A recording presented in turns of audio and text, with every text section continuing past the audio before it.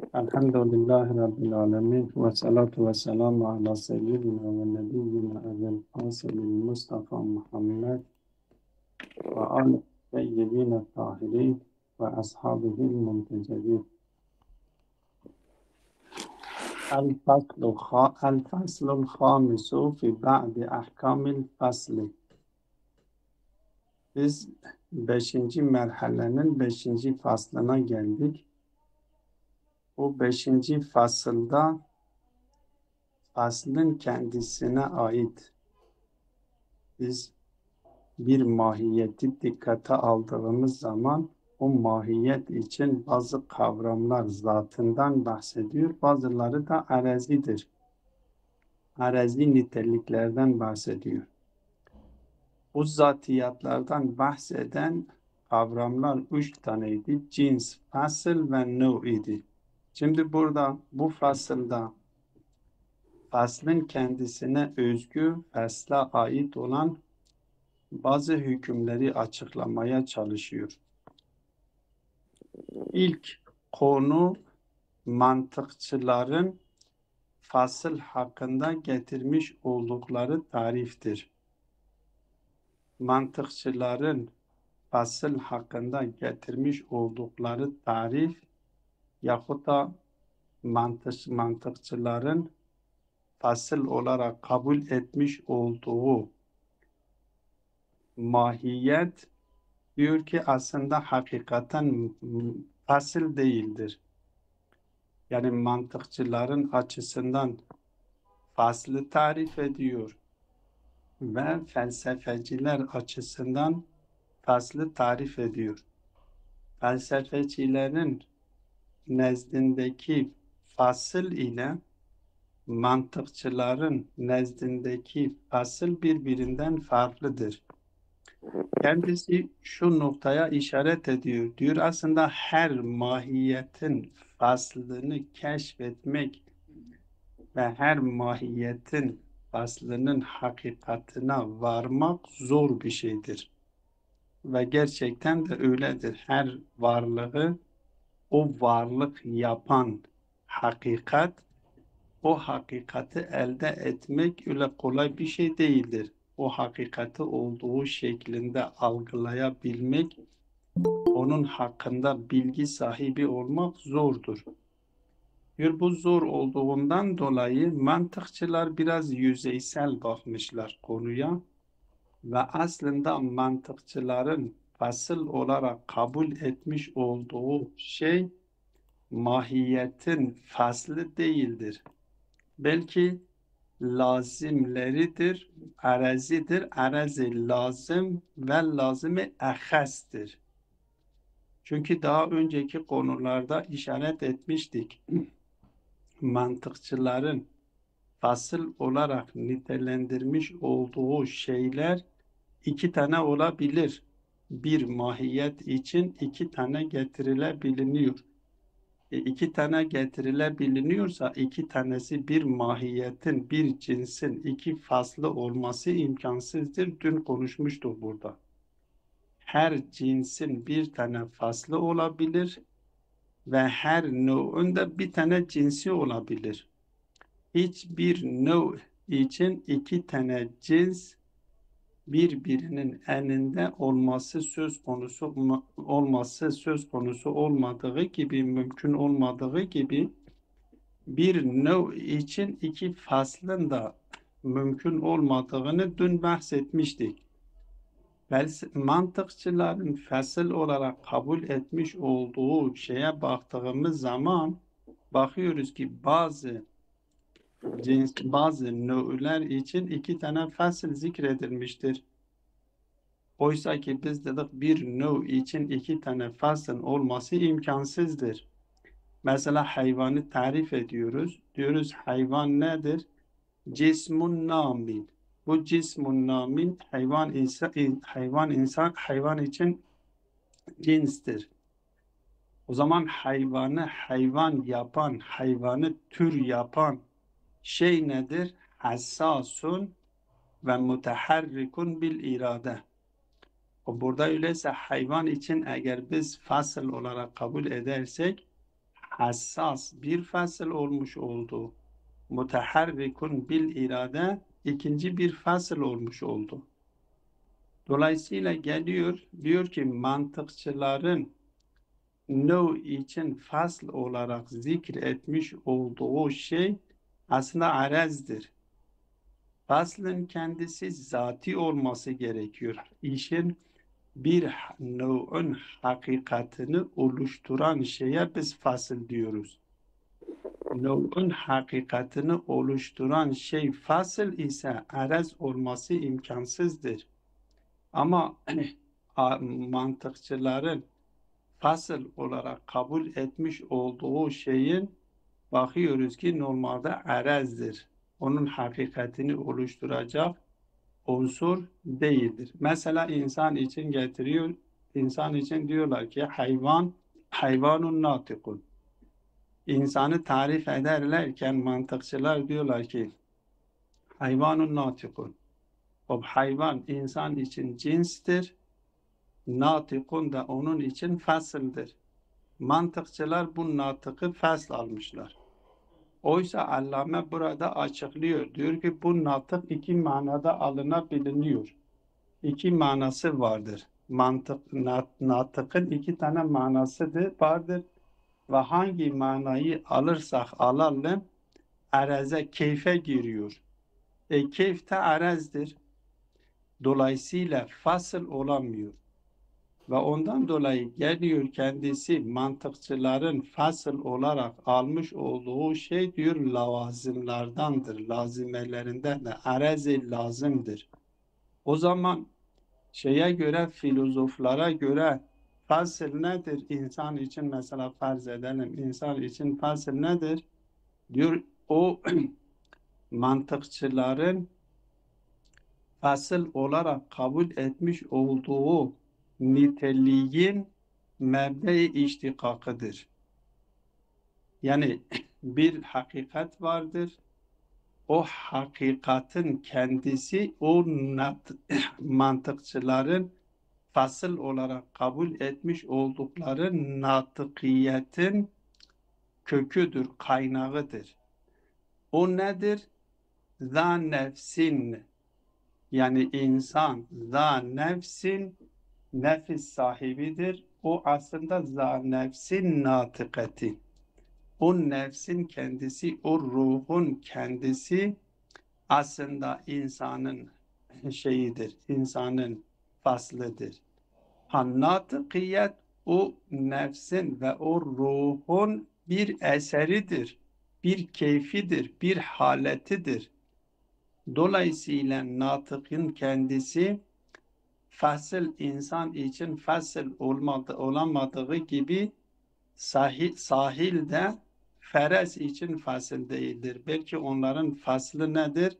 Za nefsin olmasıdır. Yani zu nefsin olmasıdır. O nefis onlardaki olan o nefis, o mücerred boyut, o ruh dediğimiz hakikat onların faslıdır. Tabi her nev'ün faslına ulaşmak kolay olmadığı için yüzeysel olarak bazı şeyleri fasıl olarak nitelendirmişler. Natık için zikretmiş oldukları manalardan iki tane mana zikredilmiş ve her iki mananın da keyf olduğunu söylüyor ve keyf de arezdir. Birinci mana nedir? Keyfun mesmu'un diyor, tekellümdür. Yani natık dediğimiz zaman ya tekellüm manasında alırız ya idraki kulliyat manasında alıyoruz. Biz tekellüm manasında da alırsak tekellüm manası yani keyfun mesmu'un. Keyfun mesmu'un yani duyulan bir halet. O duyulan bir haletin kendisi yani soğuttur, o sestir. Bu ses de diyor keyiftir zaten. Keyif halettir. O ruh olan o nefsin haletidir. Nefsin kendisi değildir. Öyle onun için kendisine şeye diyor faslı burada diyor kısımlandırıyor. Diyorlar ki faslı nev'un inkisamun ilel mantıkiyyin vel iştikaki ilel mantıkiyyi vel iştikakiyyi. hem mantıki ya mantıkidir. Bu fasıl taksim edilmiştir. Ya mantıkidir yani mantıkçılara nispetlendirilmiştir. Ya iştikakidir yani mebde-i iştikaktır. Mantıkçıların fasıl olarak kabul etmiş olduğu şey için mebde-i iştikaktır. Yani o mantıkçıların fasıl olarak kabul etmiş oldukları şeyin kökü, aslıdır ki o nefsin kendisidir. Dolayısıyla diyor ki bu tekellüm o nefse aittir. Nefs için bir keyiftir. Mesmu'dur. Keyfi mesmu'dur. Duyulan bir keyiftir. Ve o da nedir? Sestir.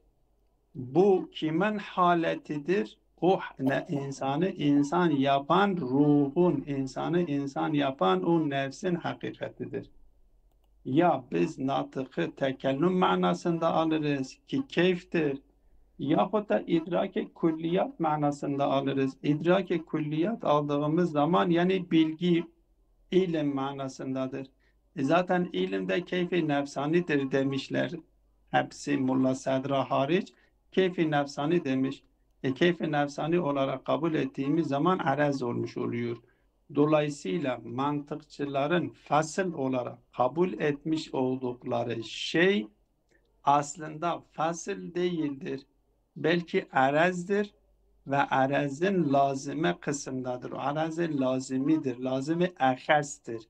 Mantıkçılar bakıyorlar, o bir şeyin hakikatini başka bir şeyden ayırt etmek için onun için en özel özellik neyse o özelliği dikkate alarak ve o özellik üzerinden bir mahiyeti bir diğer mahiyetten ayırtmaya çalışıyorlar. Ama o dikkate almış oldukları özellik onun faslı mıdır, değil midir diyoruz. Her ne kadar fasıl olarak da nitelendiriyorlar ise de fasıl çünkü cevher olması gerekiyor. Çünkü fasıl aynı zamanda beşertillah şeklinde tasavvur edildiği zaman surettir ve dolayısıyla cevherdir. Ve o suret, cevher kendisi maddesiyle birlikte de olabilir. Maddesi kendisinden ayırt edildiği zaman da kendisi varlığını devam ettirebiliyor. Buradaki natıkiyet bu şekilde değildir. Natıkiyet o faslın özelliğidir, keyfidir, niteliğidir. Dolayısıyla fasıl değildir. Her ne kadar mantıkçılar onu fasıl olarak da nitelendirseler dahi diyor fasıl değildir. Hop. Ve bundan birkaç tane netice alıyor. Biz ilk önce bunu tatbik edelim bakalım nereye Evet, kadar varıyoruz. daha Yani iyi olur. ben Tamam. böyle Şeyden ben de öyle diyecektim dedim. tamam Bunu halledelim ondan sonra ona geçelim diğerine. tamam. Diyor ki yenkasimul faslu nev'a inkisamin ilel mantıkiyyi vel iştikakiyyi. Fasıl bir şekilde kısımlandırılıyor. Bir mantıki kısmı vardır, bir de iştikaki kısmı vardır. Yani biz mantıki mantıkçılara nispetlendiriyoruz. İştikakiyi de filozoflara nispetlendiriyoruz.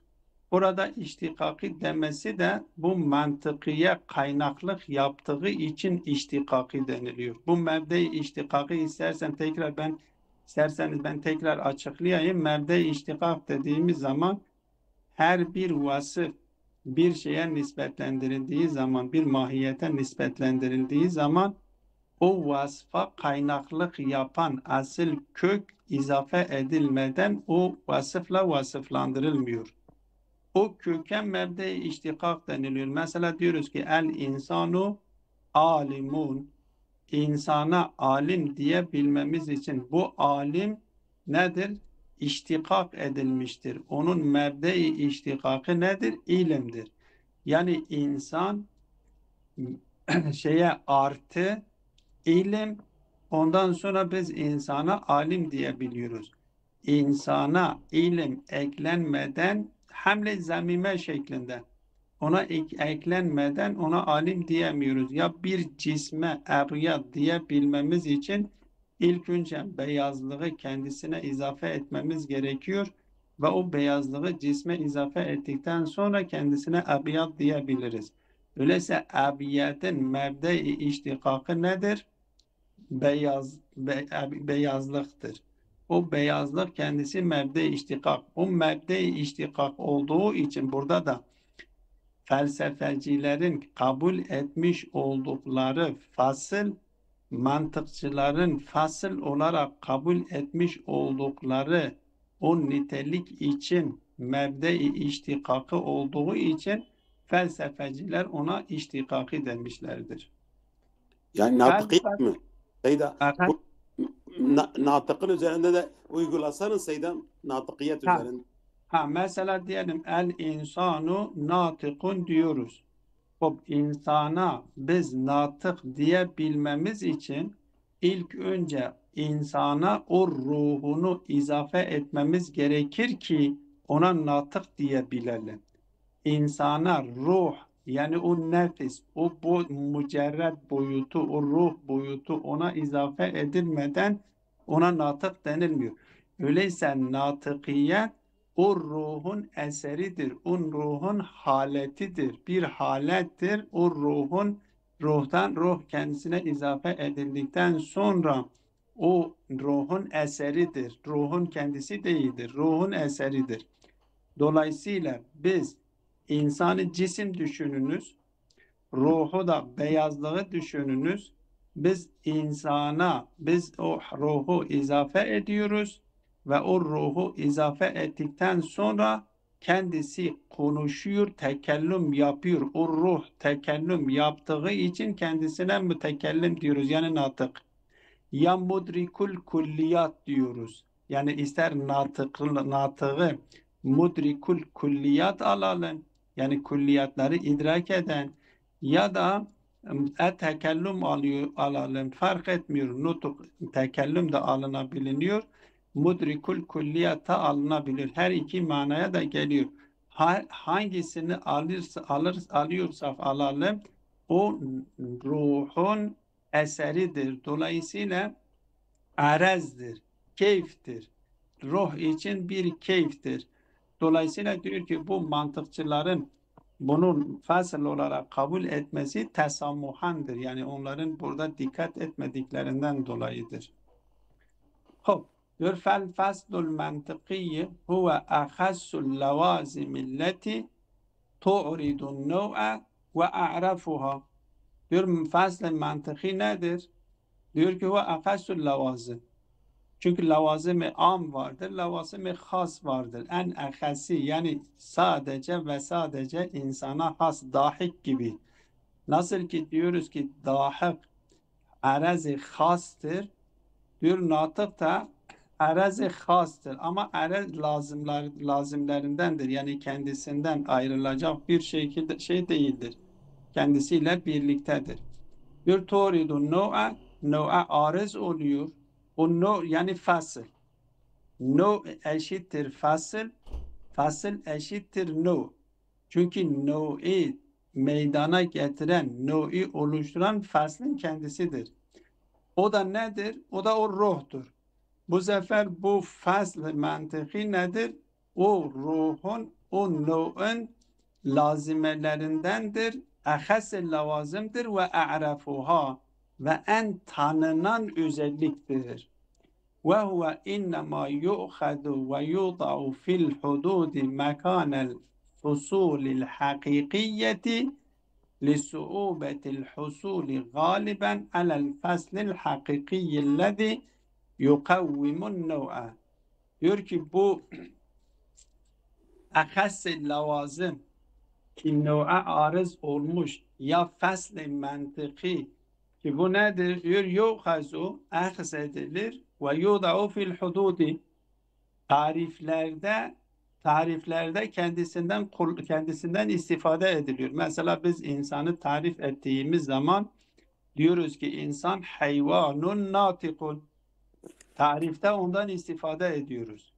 Ve istifade ederken yuda'u mekanel fusulil hakikiyeti. Yani o hakiki olan fasılların yerine yerleştiriliyor. Hakiki olan fasıller yerinde kullanılıyor. Niçin? لِسُعُوبَةِ الْحُصُولِ غَالِبًا عَلَى الْفَصْلِ الْحَقِقِيِّ. Genellikle o hakiki fasılla varmak zordur. hakiki faslı tanımak, ben bazen diyorum başka birisinin yarattığını gerçekten tanımak zordur. Biz yaratılmışların, yaratıkların hakikatini olduğu şekilde idrak etmemiz gerçekten zordur. Meğer yaratıcının kendisinin bizim ihtiyarımıza vermiş olduğu bilgiyle ancak biz ne kadar ki tanıyabildik. Yoksa bir yaratılmış olanının başka birisinin yarattığı olanını o yaratıcının gibi tanımamız imkansızdır. Dolayısıyla biz şimdi gelip insanı tarif ederken mesela ruh, insanın hakikatini oluşturan ruhtur diyor. Yani asıl insanın kendisi ruhtur. Ruh nedir? O dönemde Peygamber sallallahu aleyhi ve sellem'den sorulmuş. Peygamber sallallahu aleyhi ve sellem'den sorulduğu zaman Allah-u Teala kendisine diyor ki kulir ruhu min emri Rabbi. Ruh benim Rabbimin emrindendir. Hakikati nedir? Biz bilmiyoruz. Ama bu ruhun eserlerinden bir tanesi ve özel eserlerinden, en özgün eserlerinden bir tanesi tekellüm ya idraki külliyattır. Ve mantıkçılar da gelmişler, bunu insan için ne olarak almışlar.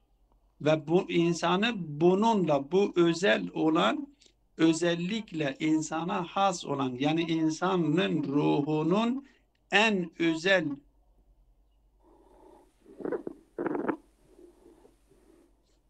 tarif etmeye çalışıyorlar. Onun için kendisi diyor ve yudau fil hududi mekanel fusulil hakikiyeti, bu fasl-i mantıki getiriliyor, tariflerde hakiki olan fasılların yerine yerleştiriyor. Niçin? Li-su'ubetil husuli galiben alel fasıl hakikiye. O hakiki olan fasla varmak zordur. Ellezî yukavvimun nev'a. O hakiki olan faslın özelliği nedir? Diyor, nev'ün oluşturuyor. Nev'ün kendisini var ediyor. Ken natıkı lil insani. Bu mantıki olan fasıl hangisidir? Natık insan için natık gibi. Ve sahili lil feresi. Feres için de sahil gibi. Fe innel murade bin nutki meselen. O buradan nutuktan maksat nedir diyor. Diyor imma en nutku bi ma'na tekellüm ve huve minel keyfiyatil mesmu'ati. Eğer biz nutku tekellüm manasında alırsak o zaman keyfi mesmuadır. Keyfi mesmua da nedir? Savttir. Ve imma en nutku bi ma'na idrakil kulliyati. Yahut da nutku diyoruz ki idrake kulliyattır. Kulliyatları idrak etmektir. Ve huve indahum minel keyfiyatin nefsaniyeti. Ve her ikisi de mantıkçıların yanında keyfi nefsanidir. Vel keyfiyetu keyfe makanet minel a'radi. Keyfiyet nasıl olursa olsun arezlerdendir. Oysa fasıl biz dedik nedir? Faslı eğer bir şekilde diyoruz ki bir şart alırsak kendisi fasıldır. Bir şartıyla olarak alırsak surettir. Çünkü madde karşısındadır. Suret olarak aldığımız zaman nedir? Cevherdir. Cevher olan, arez olan bir şeyi cevherin yerine nasıl koyabilirsiniz? Diyor ki onun yerine koyamazsınız. Çünkü bu fasıl insanın hakikatini oluşturan, bu hakikat, o cinsi kendisindeki o cins ki beşer şeklinde alındığı zaman beşertillah şeklinde alındığı zaman madde olarak kabul ediliyordu.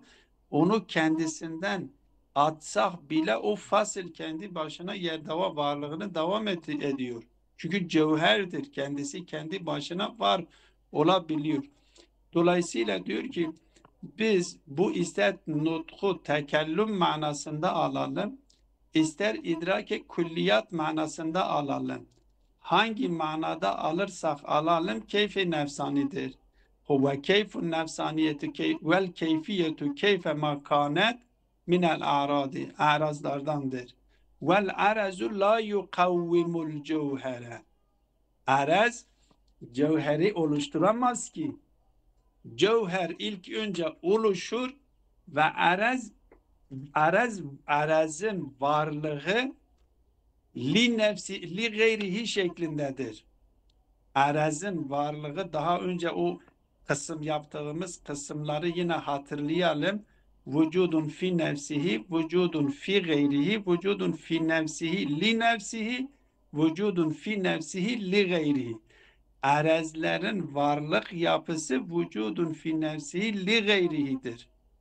Yani o cevher olmaksızın onların var olması her ne kadar vücutları li fi nefsihidir.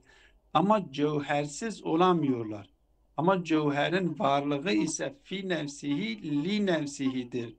Arazsız olabiliyor. Dolayısıyla diyor ki bunlar hiçbir zaman la yukavvimul cevher, cevheri oluşturamıyor. Ve kada as sahilu, sahil de öyledir ki sahildeki şey içindir, peres içindir. وَلِذَا رُبَّمَا كَانَ أَخَسُّ لَوَازِمِ اَكْتَرْ مِنْ وَاحِدٍ. Bundan dolayıdır ki bazen biz bakıyoruz ki nev'lerde, türlerde bu ahas-ı lavazim niteliğinde olan özellikler bir taneden fazla olabiliyor. Birkaç tane olabiliyor.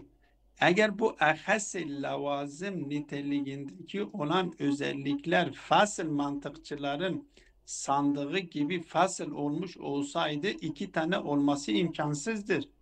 Bir tane olması lazım. Çünkü her nev'ün bir tane faslı vardır. Çünkü nev'ü yapan fasıldır. Eğer bir nev için iki fasıl tasavvur edersek desek ki bir nev için iki tane faslı vardır. Yani o nev bir olduğu halde iki olması gerekir. Bu da içtimai nakizeyndir. Ki dünkü derslerde de buna derste de işaret edilmişti buna. Hop. Dolayısıyla diyor ki bu ehas olan lavazım bazen nedir? Birkaç tane olabiliyor. Eğer bu gerçekten fasıl olmuş olsaydı, mantıkçıların sandığı gibi fasıl olmuş olsaydı bir taneden fazla olması imkansızdır. Mesela ne gibi diyor? فَتُوْدَعُ جَمِيعًا مَوْضِعَ الْفَصْلِ الْحَقِقِي. Bunların hepsi o fasl-i hakikinin yerine birkaç tane ahas-ı lavazım getiriliyor, birkaç tane zikrediliyor. O zikredilmiş olan birkaç tanesi de fasl-i hakikinin yerine konuluyor. Kama yuhadu el-hassasu vel-mutaharriku bil-iradeti cemi'an faslen lil-hayvani. Nasıl ki diyor ki biz ne yapıyoruz? İnsanı tarif ediyoruz. Hayvanı tarif ediyoruz. Hayvanı tarif ederken bakın yine o mahiyeti tamı olarak yine tasavvur edelim.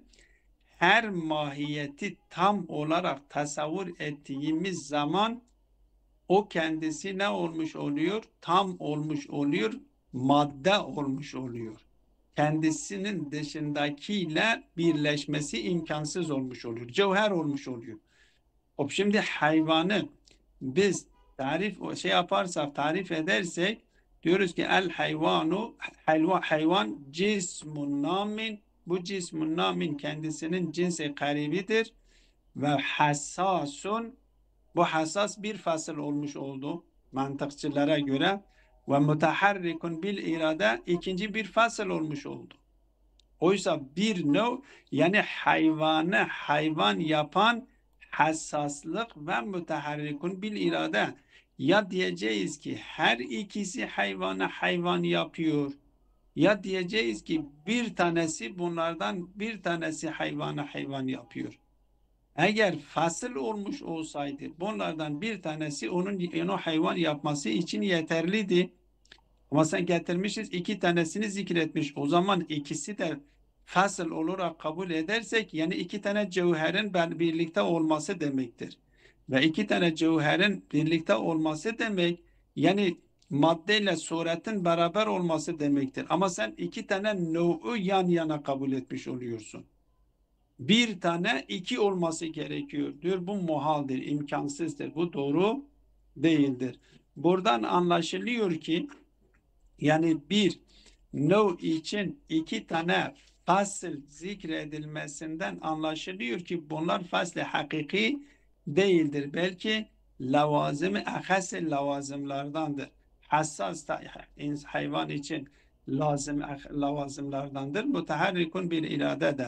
Peki hayvanın o şeyi nedir? Fasl-i hakikisi nedir? Diyor fasl-i hakikisi zat mebde-i iştikak, fasl-i mantıki için mebde-i istikak, mebde-i iştikak olandır. Ki o da nedir? Hamun şeydir, zannefs olmasıdır. O ruha sahip olmasıdır. Ki geliyor aşağıda açıklıyor. Diyor ki كما يؤخذ الحساس والمتحرك بالإرادة جميعا فصلا للحيوان ولو كان فصلا حقيقيا لم يكن إلا واحدا كما تقدم. Eğer bunlar fasli hakiki olmuş olsaydı bunlardan bir tanesi olurdu. Her ikisi olmazdı. Çünkü daha önceden de bahsetmiştik. Bir nö'ün bir tane faslı olabilir. İki tane faslı olamaz. Bu mantıkçıların görüşünü anlattı ve çürüttü. Şimdi kendi felsefecilerin fasıldan kast etmiş olduğuna işaret ediyor ki hemen fasl-ı iştikaki deniliyor. Bir vel faslul iştikakiyye mebde'ul faslil mantıkiyye. Demek ki fasl-ı mantıki olarak zikredilmiş olan şey aslında fasl-ı hakikinin en özel özelliğidir. وَهُوَ الْفَصْلُ الْحَقِقِيِّ الْمُقَوِّمُ لِلنَّوْءِ. O da nedir? Fasl-ı hakikidir ve nev'i oluşturandır. كَكَوْنِ الْاِنْسَانِ ذَا نَفْسٍ نَاطِقَةٍ. İnsanın nefs-i natıka sahip olmasıdır. ذَا nefsin. Bakın nefs onun şeyidir. Onun o faslıdır. Hakiki faslıdır. O natıkiyet nedir? Natıkiyet de onun bir keyfi, bir haletidir. Hop. Ve kavnul feresi za nefsin sahiletin fil feresi. Ki feres içinde orada da nefsi vardır. O nefs öyleyse mebde-i iştikaktır. O mantıkçıların faslı için. Hop. Buraya kadar yani bir anlamda felsefeciler ve mantıkçılara göre faslın farklı olduğunu, farklı anlaşıldığını ve mantıkçıların fasıl olarak kabul etmiş olduğu hakikatin aslında fasıl değil, faslın kendisine kaynaklık yapmış olduğu eserdir. O faslın özel eserlerinden bir eser ya birkaç eserdir. Burada sonra netice alıyorsun ve inne hakikaten nev hiye fasluhul ahir. Peki nev'ün hakikati nedir? Ki zaten dünkü konularda da önceki konularda da buna işaret etmişti. Nev'ün hakikati diyor ki fasl-i ahirdir. Yani biz bu silsilede yer almış olan mahiyetlerin hepsini dikkate alalım. Mesela insan, hayvan, cismun nami, cisim, cevher. Bunları her birisini kendi merhalesinde biz aldığımız zaman her birisinin kendi merhalesinden bir fasli ahiri son faslı vardır. O son faslın oluşturmuş olduğu şey nu'dur. İnsanda o hayvaniyet şeydir, o ruhtur. O ruhun kendisi yani mantıkçıların kastetmiş olduğu natıkiyete mebde'lik kaynaklık yapandır. Nefstir. O nefsin kendisidir. Hayvan için de aynı şekilde, nebat için de aynı şekilde, cisim için de aynı şekilde. Yani o son nev. Biz mesela insan için birkaç tane nev, mantıkçıların nev'ünü yapabiliyoruz. Tasavvur edebiliriz. Biz insan için nasıl ki hayvan, biz dedik hayvan, cismun namin, muteharrikun bil irade. Bu muteharrikun bil irade hayvan için fasıl ise aslında insan için de fasıldır. Ama fasl-i müşterektir, fasl-i ahir değildir. son fasıl değildir. Öyleyse insanı insan yapan son fasıldır. Önceki fasıllar, önceki o cinslerde zikredilmiş olan fasıllar onu o yapan değildir. Çünkü o fasıllar müşterektir kendisiyle kendisi dışındakiler arasında. Müşterek olduğu için fasl-i ahir her ne kadar fasl olarak zikrediliyorsa da aslında fasl da değil. Belki cins olarak zikrediliyor. Ama dikkate bir anlamda o cinsin faslı olduğu için bir boyutuyla fasıl denilebiliyor. Ama fasl-i ahir değildir. Dolayısıyla her no yapan fasl-i ahirdir. وذلك لأن الفصل المقوم هو محصل نوعه. Çünkü o mukavvim olan, o oluşturucu olan, o yapıcı olan fasıl nedir? Nev'unu meydana getirendir. Nev'unu oluşturandır. Fema ukhide fi ecnasihi ve fusulihil ukhar. Ama o cinslerinde alınmış olan fasıllar yahut da diğer fasıllarda zikredilmiş ala nahvil ibham ki ibham şeklinde zikredildiği için kendilerine cins de deniliyor. Ma'hudatun fihi ala vecihi tahassul. Bunlar da bu növde ahz edilmiştir. Ama ibhamlık şekliyle değil. Belki tahassül bulmuş, artık belirginliklerini oluşturulmuş şekliyle bunlar yine növde vardır. Yani yine növün kendisidir. O faslin kendisi hem növdür, dün de buna işaret etmişti. Hem növdür, hem fasıldır, hem de o olarak cins olarak cinsin mübhemin mübhemlikten çıkmış olan cinstir. Dolayısıyla bir hakikattir ve bu ayrım sadece zihinde yapılıyor. Dışarıda tek bir hakikat söz konusudur diye bir hakikatten başka bir şey söz konusu değildir. Ama zihnimizde bunları ne yapıyoruz? Tahlil ediyoruz. Bunları birbirinden ayırt ediyoruz. Hop. Biz yetiştiremiyoruz herhalde. Bu yeteferra'u aleyhi bundan alacağın neticeler vardır. Bu iki tane netice alıyor. Bu iki tane neticeyi inşallah yarın okuyacağız. Ve sallallahu ala Muhammedin ve alihi teyyibine tahirin.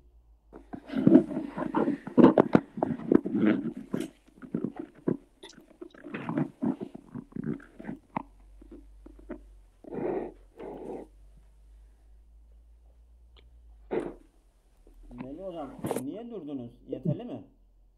Evet. Efendim tamam bitti.